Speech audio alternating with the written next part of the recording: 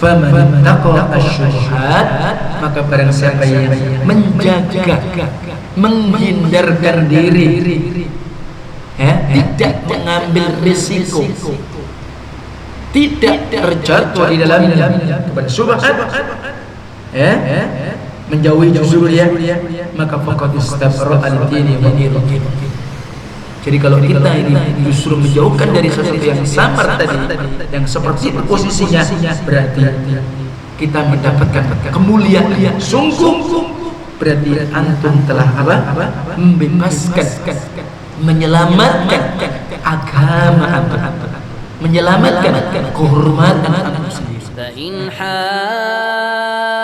حاجوك فقل أسلمت وجهي لله ومن اتبعن وقل للذين أوتوا الكتاب والأميين أسلمتم فإن أسلموا فقد اهتدوا وإن تولوا فإنما عليك البلاغ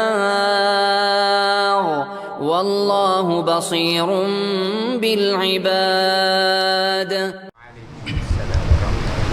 إن الحمد لله نحمده ونستعينه ونستغفره ونستهديه ونتوب إليه ونعوذ بالله من شرور أنفسنا ومن سيئات أعمالنا من يهده الله فلا مضل له ومن يضلل فلا هادي له وأشهد أن لا إله إلا الله وحده لا شريك له إقرارا به وتوحيدا وأشهد أن محمدا عبده ورسوله صلى الله عليه وعلى آله وأصحابه وسلم تسليما كثيرا.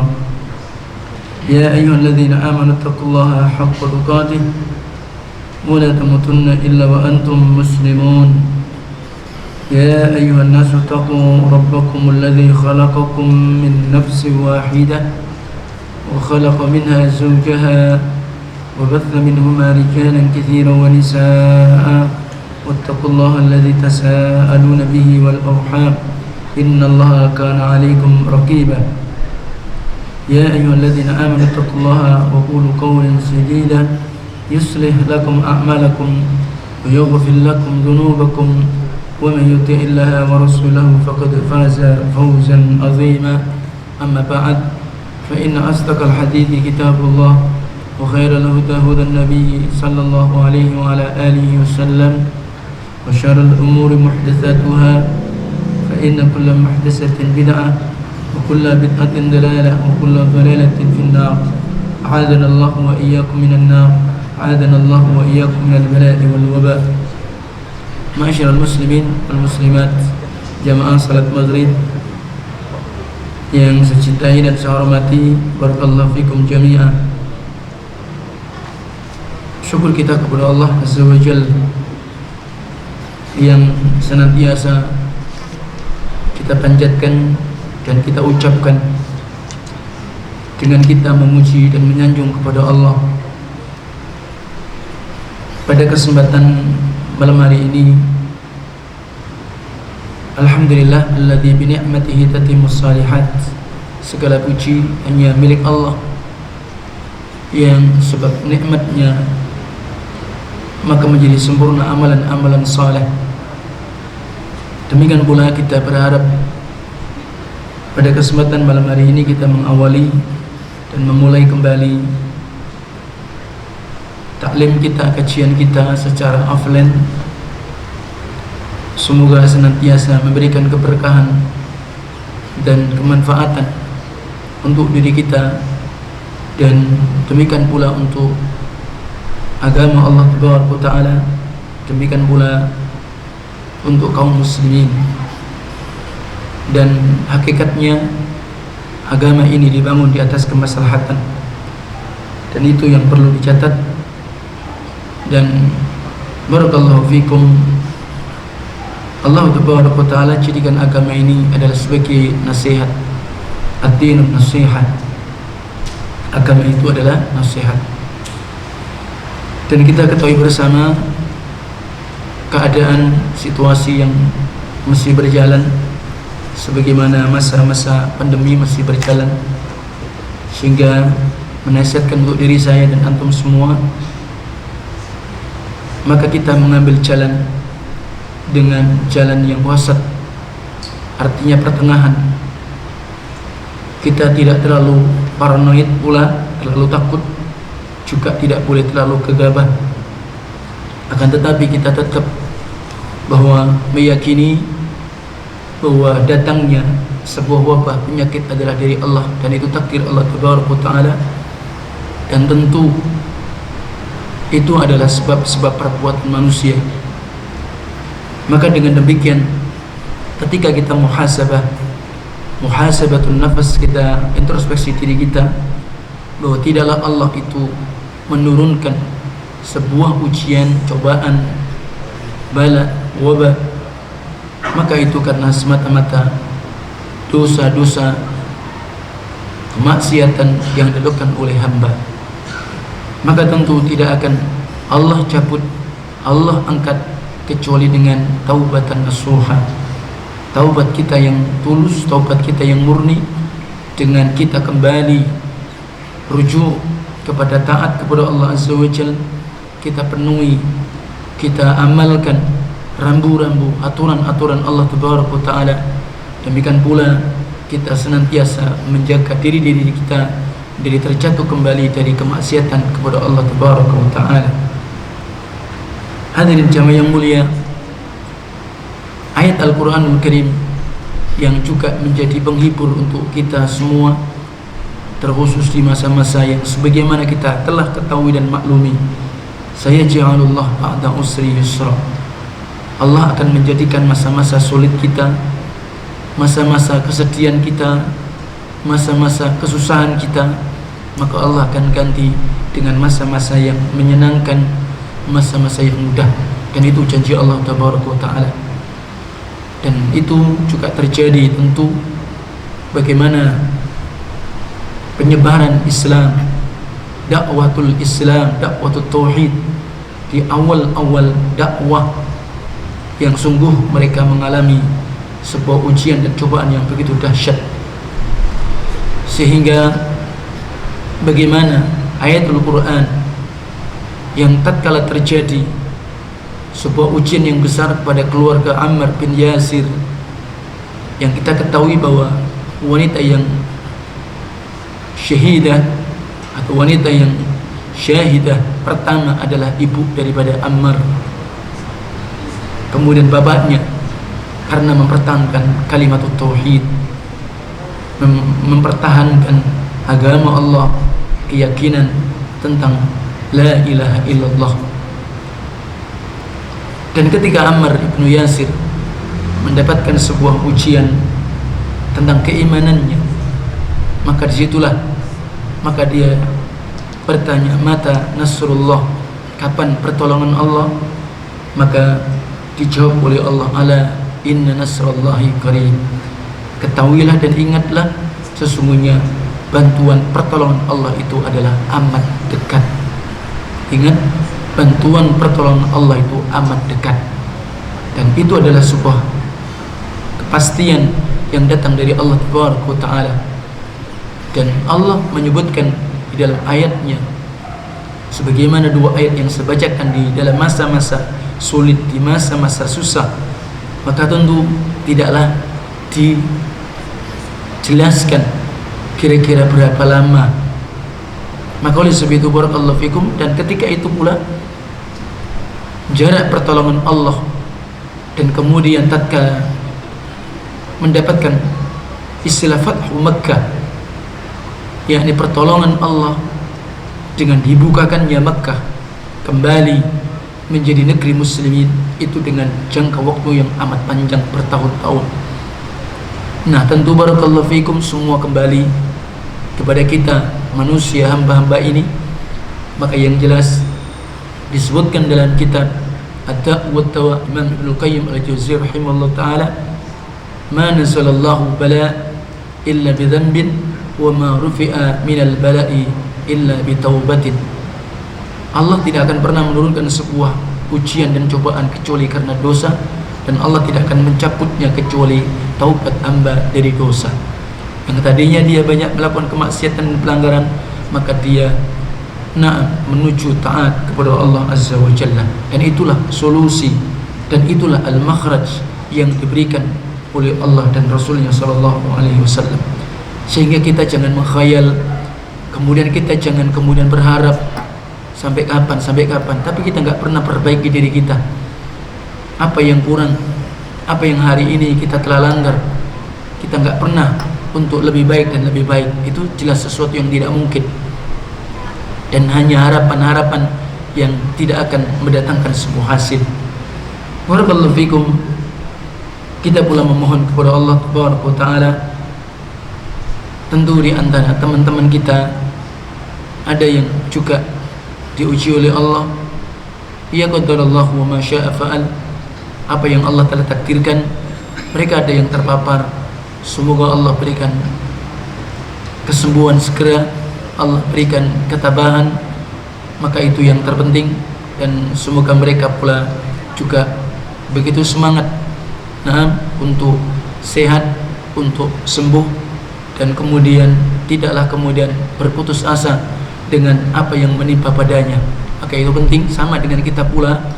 Maka tetap kita bersemangat, apa yang bisa kita perbuat, apa yang kita bisa lakukan, apa yang kita bisa memiliki sebuah karya, memberi manfaat untuk kita dan untuk orang lain. Dan tidak lupa kita meminta pertolongan kepada Allah, dan kemudian kita tidak boleh lemah, dan kemudian kita tidak boleh berputus asa. InsyaAllah ta'ala kajian kita, maka kita lanjutkan dari Kitabul Jami' min Bulughil Maram min Adillatil Ahkam, Babu Az-Zuhdi wal Wara, bab tentang zuhud dan tentang wara. Zuhud adalah taraku ma la yanfa'uka fi akhiratika, kalian meninggalkan hal-hal yang tidak memberikan manfaat untuk kehidupan akhirat kalian, justru sesuatu yang membahayakan untuk akhirat kalian.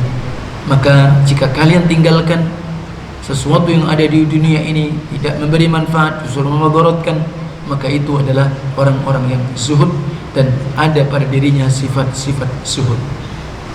Adapun wara, maknanya adalah tarkul umur al-mushtabihah. Wara itu adalah meninggalkan perkara-perkara yang samar, perkara-perkara yang samar, yang dia tidak tahu akan hakikat hukumnya, belum jelas tentang hukum halalnya. Demikian pula juga tidak jelas bahwa itu adalah haram.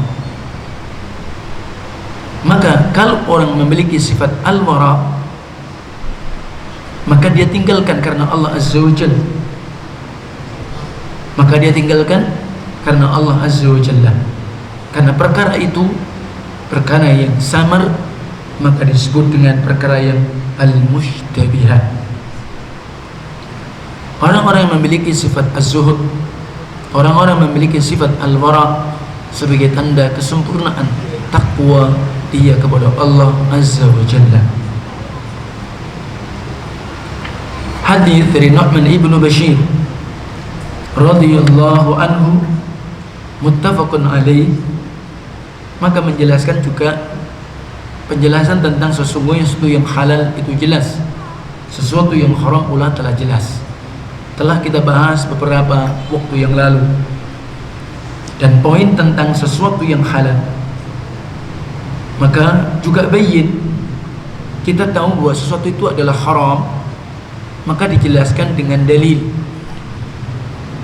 Dan kita tahu bahwa sesuatu itu halal, jelas juga dengan sebuah nas atau dalil. Hada halal, nasallahu ala hillih. Ini adalah halal, Allah telah menetapkan, Allah telah mensyariatkan atas kehalalannya. Semisal yang disebutkan dalam Al-Quranul Karim pada surah Al-Ma'idah ayat 96, uhilla lakum sayyidul bahr wa ta'amu mata'an lakum walisayyarah. Dihalalkan atas kalian binatang buruhan yang ada di laut. Wa ta'amuhu, kalian pula memakannya.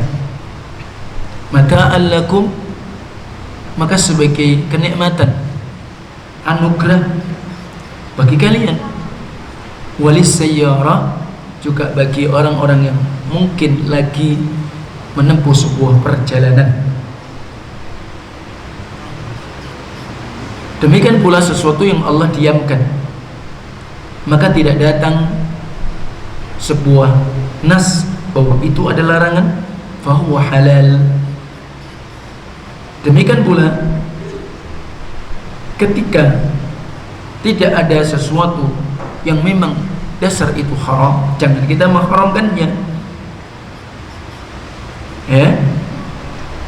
Demikian pula ma sakatallahu anhu fahuwa afwun fala nuharrimu. Kalau sesuatu yang Allah diamkan, maka berarti sesuatu yang dimaafkan, maka kita juga enggak boleh mengharamkannya. Hadza wa halal al-bayyin, bahwa ini adalah halal yang jelas dan gamblang. Sesuatu yang Allah haramkan pasti memberikan sebuah bahaya, kerusakan. Dan sesuatu yang Allah halalkan, maka tentu itu yang dicintai oleh Allah, diterima oleh Allah. Sebagaimana hadis, sifat Allah adalah thayyib. Innallaha thayyibun la yaqbalu illa thayyibah. Sesungguhnya Allah ini maha baik, dan Allah tidak akan pernah menerima sesuatu pun kecuali yang baik. Ini perlu dipahami. Nah, kemudian penjelasan tentang perkara yang umurul mushtabihat. Mushtabihat itu tadi disebutkan sesuatu yang samar atau terjadinya muskilah. Ya, muskilah.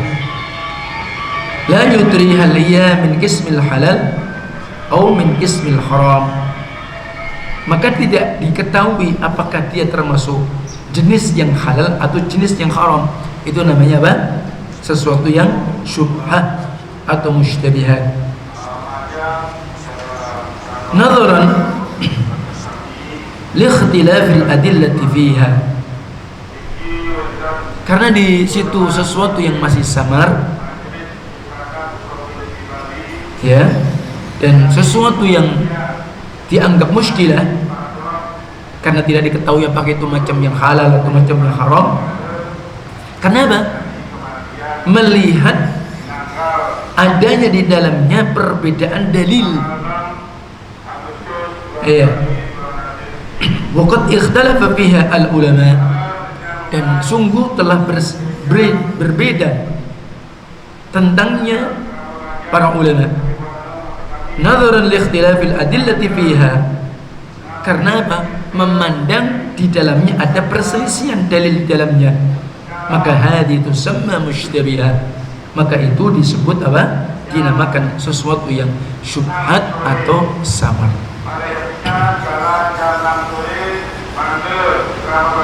Kemudian la ya'lamuhunna katsirun minan nas, perkara yang samar tadi yang belum jelas bahwa ini halal, ini haram, ya, maka mayoritas dari manusia banyak enggak tahu, terutama mereka orang yang awam, ya. Al-awamu la ya'rifuna hukmaha, sehingga karena mayoritas manusia orang awam, dia tidak tahu hukumnya. Ini keumumannya tentang apa tadi? Sesuatu yang subhan, sesuatu yang masih samar tadi. Nah, adapun para ulama, mereka bersungguh-sungguh untuk mengetahui hukumnya. Kalau itu para ulama, terutama ulama mujtahidin, terhadap apa yang Allah telah berikan kepada mereka, karena memang mereka ulama, bukan awam, bukan mayoritas manusia. Minal qawaidil ilmiyah, Karena adanya kaidah-kaidah secara ilmiah. Artinya adanya patokan-patokan secara ilmiah, sehingga mereka bersungguh-sungguh untuk mengetahui hukumnya. Tentang apa tadi? Perkara yang syubhat samar tadi, belum jelas apakah ini hukumnya jenis yang halal ataupun haram. Adapun mayoritas manusia mereka awam, maka tidak, yang ketika mereka tidak mencapai kedudukan ulama, maka mereka tidak tahu hakikat perkara yang syubhat tadi, apakah dia termasuk halal atau haram. Nah, kalau seperti itu posisinya, sebagaimana misalkan saya sendiri tidak masuk dalam kategori ulama, ya, kita seorang talib, penuntut ilmu, ya, karena memang disebut ulama itu ar-rasikhuna fil ilm, ya, memiliki sifat al-khasyah. Mereka memang mendalam dari Al-Quran dan Sunnah. Mereka adalah orang memiliki sifat rasa takut kepada Allah Azza wa Jalla, ya, itu mereka para ulama, dan punya kriteria bagaimana orang yang patut dianggap sebagai ulama. Jadi seperti itu. Nah, maka oleh sebab itu barakallahu fiikum, kalau memang kita termasuk dari orang-orang awam dan mayoritas yang seperti disampaikan oleh Rasulullah SAW, yang disabdakan Rasul, la ya'lamuhunna katsirun minan nas, maka mayoritas manusia mereka banyak yang tidak paham, tidak tahu. Adapun kalau mereka ulama bersungguh-sungguh untuk mengenali, mencari tentang kesimpulan apakah itu hakikatnya hal atau haram, karena kedudukan mereka ulama, karena adanya kaidah-kaidah ilmiah yang ada pada mereka. Nah, sekarang kalau kita memang awam, ya, kita keumuman orang yang memang tidak tahu hakikat bagaimana perkara yang masih sama hukumnya tadi, bagaimana sikap kita menghadapi sesuatu yang syubhat tadi, al-mauqibu minha tarkuha, maka sikap kita meninggalkannya sampai betul-betul jelas perkara itu. Maka ini yang sebenarnya disebut dengan wara'. Jangan mengatakan, loh, ulama berarti tidak wara' dong. Bukan, karena kita kedudukannya tidak sampai di dalam martabat kedudukan makom kita ulama. Sehingga kita jangan mencoba mencari-cari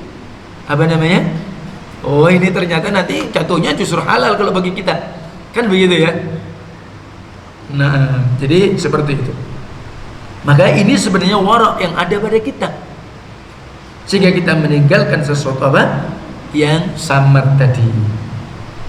Wa hadha yushammilu kull al-masail al-mukhtalaf fiha ikhtilafan qawiyan bainal ulama, termasuk di sini mengandung setiap masalah-masalah yang diperselisihkan di dalamnya dengan perselisihan yang kuat di antara para ulama. Maka kita yang tidak tahu tentang apa yang diperselisihkan mereka, antum jangan masuk ranah apa yang diperselisihkan ulama, jangan. Seakan-akan antum posisi seperti itu. Maka kita berhenti sampai kita bertanya kepada seseorang di antara ulama. Nah, adapun kemudian kita mengambil maka sesuatu yang kita fahami, kita pun melakukan sesuatu yang jelas-jelas dalilnya, sehingga kita tidak mengambil apa yang belum jelas. Hadza sayati annahu khatrun azim. Kalau sampai kita justru ambil sesuatu yang samar tadi, maka akan datang justru bahaya yang besar.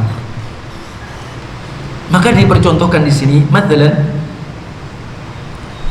idza ishtabahatil mar'atun 'alaika hal hiya halalun lak aw ghairu halal. Misal, apabila dihadapkan kepada kita permasalahan tentang samarnya seorang wanita, seorang wanita, apakah dia halal kita nikahi atau tidak halal kita nikahi? Ini terjadi wanita yang masih samar, maka berarti bisa juga fiha syubha rodo, atau dia samar buat kita, apakah dia ini kira-kira wanita ini wanita sesusuan dengan saya. Nah, jadi seperti itu. Karena apa? Hukum kalau itu saudara sesusuan sama dengan saudara kandung, artinya senasab. nilainya sama. Ya, dan tentu dianggap sebagai saudara sesuatu itu ya ketika qoblal bulugh, sebelum balik, ya. Dan kemudian susuan itu kalau disebutkan Syekh Ibnu Utsaimin minimal 5 kali susuan. Jadi 5 kali. Kalau kurang dari itu maka nggak masuk. Ya, jadi seperti itu. Nah, maka kita tinggalkan yang seperti ini. Kita tidak menikahi dia min babil wara wal ihtiyat, karena wara kita dan karena kehati-hatian. Karena memang pernah terjadi. Waqad jaa rajulun ila Nabi sallallahu alaihi wasallam faqala, maka sungguh pernah di masa Rasul datang seorang laki-laki kepada Nabi. Dan laki-laki tadi dia bertanya, "Inni tazawwajtu fulana." Ya Rasulullah, sesungguhnya aku telah menikahi seorang wanita. Jadi aku telah apa? Menikahi seorang wanita. Waja'atni amatun sauda. Ketika aku telah menikahi seorang wanita tadi, maka tiba-tiba datang kepadaku seorang budak wanita yang berkulit hitam, atau seorang budak yang berkulit hitam, atau seorang wanita yang berkulit hitam datang kepadaku. Faqalat, tiba-tiba dia mengatakan, "Inni arda'tuka wa iyyaha." Ketika seorang laki-laki sudah menikahi seorang wanita, datang seorang ketika memperistri seorang wanita, datang seorang ibu-ibu yang berkulit hitam, dia mengatakan apa? "Aku telah menyusui engkau. Aku juga pernah menyusui istrimu itu." Coba bayangkan, padahal dia sudah nikah. Nah, idzan takunu ukhtan lak min ar-ridha'ah. Jika demikian, berarti dia saudara perempuanmu sesusuan, kan? Fa'arada anhu an-nabiy sallallahu alaihi wasallam. Nabi pun berpaling dari orang laki-laki yang bertanya tadi. Thumma ja'ahu wa sa'alahu marratan thaniyah. Dia datang pada waktu yang lain, tanya lagi yang kedua kalinya. Fa'arada anhu.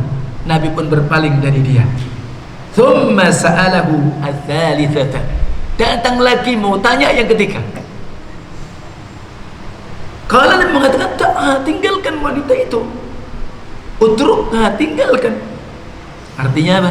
Ya, sudah ceraikan. Jangan dilanjut. Qala ya Rasulullah, innaha taz'umu annaha arda'tuna atau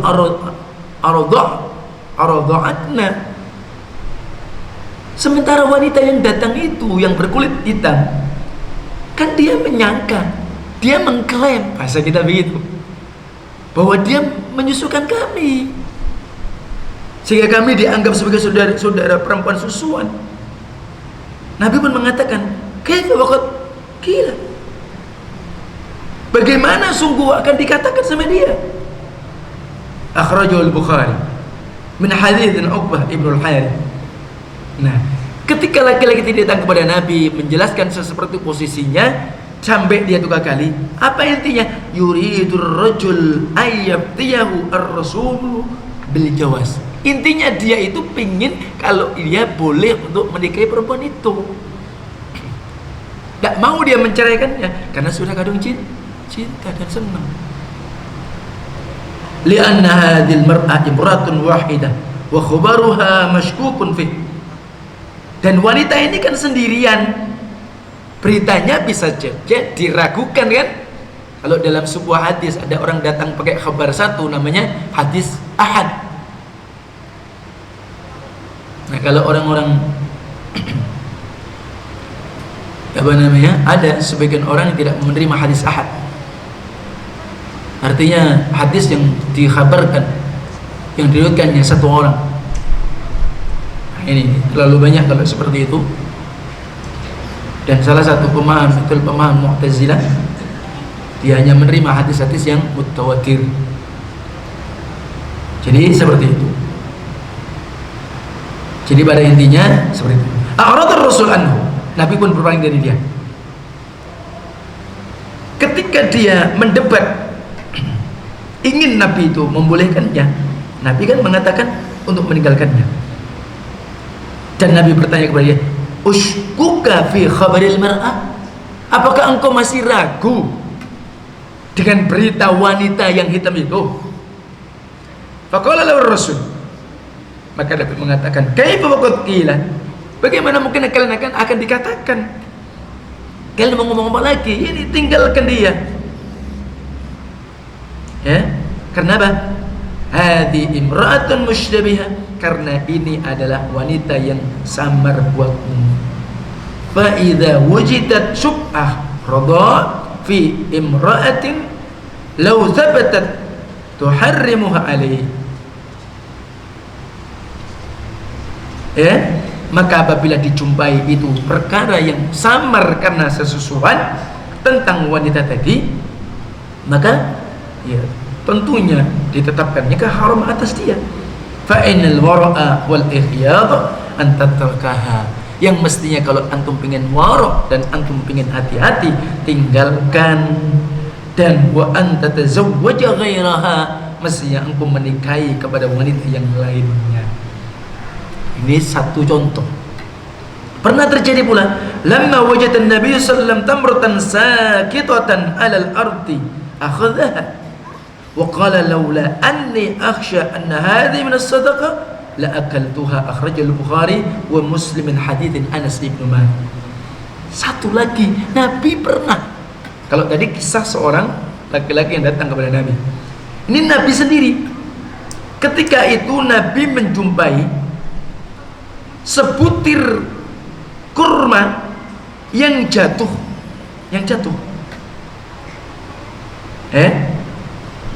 Dan Nabi mengambilnya.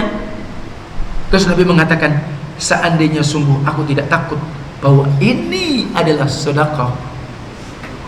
Seandainya apa? Aku tidak takut bahwa ini adalah sedekah, maka aku akan makan. Tapi Nabi khawatir karena enggak jelas buat Rasul, karena memang untuk Rasulullah dan keluarga Ahlul Bait memang haram tentang sedekah, haram tentang zakat. Ada pun kalau hadiah boleh. Maka Nabi pun tidak memakannya. Karena sebab apa? Kewaraan Nabi sallallahu alaihi wasallam. Kalau kita mungkin apa?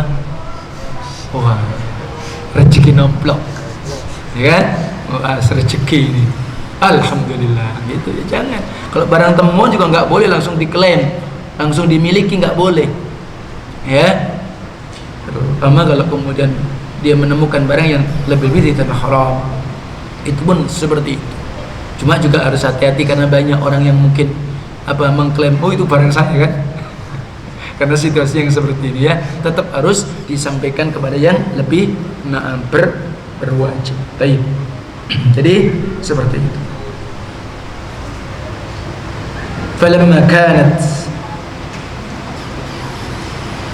maka disebutkan wa sadaqatu haramun 'ala Rasul, dan sedekah itu haram atas Rasulullah sallallahu, dan kemudian adapun selain sedekah dan zakat maka boleh. Falamma kanat musytabihah da'iratun min al-hal wal haram tarkuha ar-Rasul sallallahu, karena memang sesuatu yang masih samar maka mengintari antara halal dan haram, maka Rasul tinggalkan. Fahadhi dalilun ala itqa'i syubhat, ini sebagai dalil atas menjaga dari sesuatu yang subhat atau samar. Wa bainahuma umurun mushtabihatun la ya'lamuhunna katsirun minan nas, dan di antara yang halal itu jelas, haram itu jelas, ada perkara-perkara yang masih samar dan mayoritas di antara manusia banyak yang tidak tahu. Dalla ala annal qalila wa hum al ulama ya'rifun hukmaha. Menjelaskan apa? Bahwa yang sedikit ya, yaitu ulama saja yang mereka mengetahui hukum yang sebenarnya. Kemudian berikutnya tentang sesuatu yang subhat tadi, faman ittaqa asy-syubhat, maka barang siapa yang menjaga, menghindarkan diri, tidak mengambil risiko, tidak terjatuh di dalamnya kepada syubhat, menjauhi justru dia, maka faqad istabra al-dini wa irdi. Jadi kalau kita ini justru menjauhkan dari sesuatu yang samar tadi, yang seperti itu posisinya, berarti kita mendapatkan kemuliaan. Sungguh berarti antum telah membebaskan, menyelamatkan agama antum, menyelamatkan kehormatan antum sendiri. Nah, ini nilai yang ditekankan Rasulullah SAW kalau kita menjauhkan dari perkara yang syubhat. Nah, jangan sampai yang sekarang, aduh, cari yang haram aja lo susah. La haula wala quwwata illa billah. Cari yang haram susah katanya, lebih yang halal. Kalau subhat-subhat kan nggak apa-apa. Nah, ya, bisa seperti itu ya. Nah, ingat pesan Rasulullah SAW, sungguh di masa-masa yang kita sulit, Masya Allah, kita akan diuji.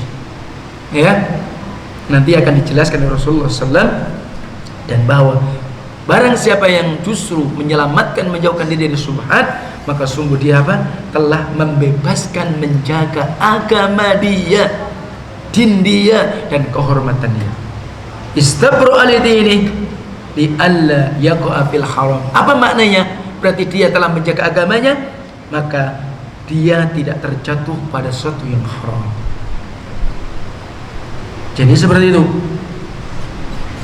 Dia membebaskan agama dia, membersihkan dirinya min akalil haram, itu maknanya.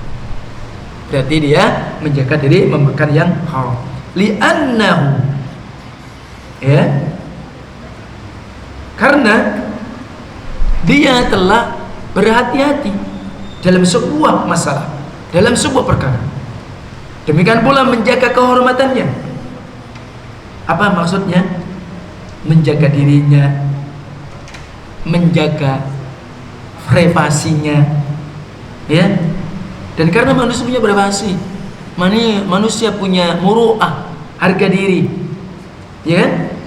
Jadi seperti itu.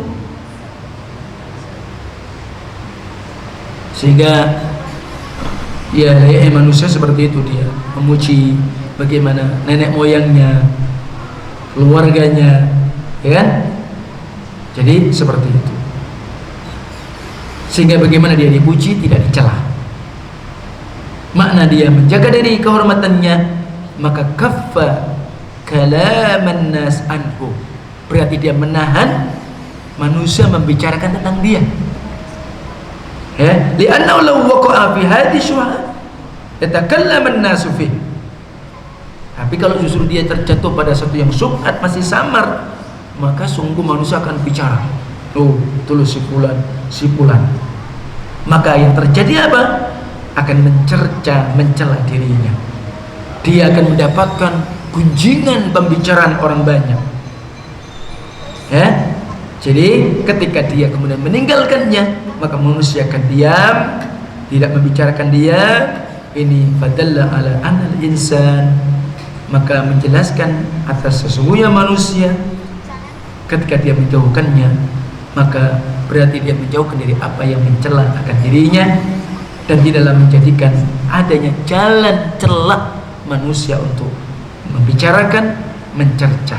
Sebagaimana perkataan orang ahli syair, man da'a nas ila dhammi dhammuhu bil haqqi wal batil. Nah, barang siapa yang mengajak manusia untuk mencela dirinya, maka celailah dirimu dari antara hak dan batil. Nah, begitu.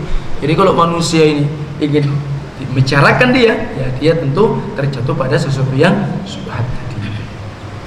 Maka ketika perkara itu tidak ada celah manusia agar tidak membicarakan dirinya, menjaga kehormatan dia, utrukhu, tinggalkan. Shuddut tariq alaihim, tutup jalan atas mereka. Hadza minal wara, ini termasuk di antara sifat wara yang ada pada diri seseorang. Demikian pula faqad istabra ala dini wa irdihi dalla ala anna al-insan kama yuhafidhu ala dinihi min an-naqs aidan yuhafidhu ala irdihi la yatruk irdahu yulaku wa yuhaddad. wa yuhdasyu. Artinya ketika orang meninggalkan dari sesuatu yang syubhat, maka termasuk bahwa dia barakallahu fikum menjaga agama. Maknanya apa? Dia menjaga dari kekurangan agama dia. Allah akan jaga, sempurnakan, berikan petunjuk, bimbingan. Demikian pula ketika dia menjaga dari sesuatu yang syubhat, menjaga dari kehormatan dia, maka berarti apa? Dia meninggalkan kehormatan dia, tidak dicampakkan, dibicarakan, dicela, maka di tengah-tengah manusia. Sampai ada pula perkataan, aku menjaga kehormatanku dengan hartaku dan aku tidak mengotorinya, ya. Kemudian tidaklah berkah Allah itu ba'dal bil mal. Artinya apa? Allah tidak akan berikan keberkahan setelah kehormatan dengan sebab harta. Kalau sudah seorang itu tercela, walaupun hartanya banyak, maka nggak ada nilai di depan manusia. Jadi seperti itu. Kemudian waman waqa'a fi syubhat. Nah, berikutnya kalau kita menjauhkan dari syubhat itu berarti menjaga kehormatan agama, kemudian kehormatan kita pula. Dan barang siapa terjatuh pada syubhat, nah ini ya, berarti dia ambil sementara enggak jelas halal dan haramnya, maka disebutkan oleh Rasul faqad waqa'a fil haram, maka sungguh dia terjatuh kepada sesuatu yang haram, ya. Dan inilah yang disebutkan tadi, sebagaimana thumma daraba sallallahu alaihi wasallam, Nabi pun memberikan percontohan apa yang dirasakan, apa yang dikenali oleh manusia, sebagaimana hadis yang ada tadi, bahwa apa? Ada daerah-daerah larangan. Demikian pula pemimpin juga punya daerah-daerah yang larangan, yang memang tidak boleh apa? Untuk dilanggar, untuk dijamak oleh setiap orang, ya. Jadi seperti itu yang disebutkan dalam hadis tadi. Nah, ala wa inna likulli malakin hima, ketahuilah sesungguhnya setiap raja pemimpin ada daerah larangan yang memang perlu dijaga, dan larangan Allah itu apa? Sesuatu yang diharamkan oleh Allah, ya. Jadi apa yang diharamkan dan batas-batas apa yang Allah haramkan, yaitu larangan-larangan Allah. Fal haramu hadza himullah, seperti dalam ayat tilka hududullah fala taqrabuha, maka itulah batas-batas hukum-hukum, rambu-rambu Allah, larangan-larangan Allah, maka jangan sekali-kali kalian mendekatinya. La taqrab maharimallah azza wa jal li alla taqa fiha, jangan kalian dekat-dekat dengan apa yang sudah diharamkan oleh Allah, maka niscaya kalian akan terjatuh di dalamnya. Maka jauhilah, dan demikian pula tinggalkan sesuatu yang masih samar. Jangan kalian bermudah-mudahan dari sesuatu yang subhat, ya. Kalau kalian bermudah-mudahan, maka berjatuh pada sesuatu yang haram. Syariat maka datang untuk apa? Menutup celah. Tinggalkan sesuatu yang ragu, menuju sesuatu yang tidak ragu. Jadi seperti ini. Mungkin banyak dalam kehidupan kita seperti itu. Maka inilah di antara rambu-rambu nasihat, petunjuk dari Rasulullah SAW di dalam kehidupan kita. Sudah, oh ini halal jelas, ini haram jelas, ada sesuatu yang namanya syubhat.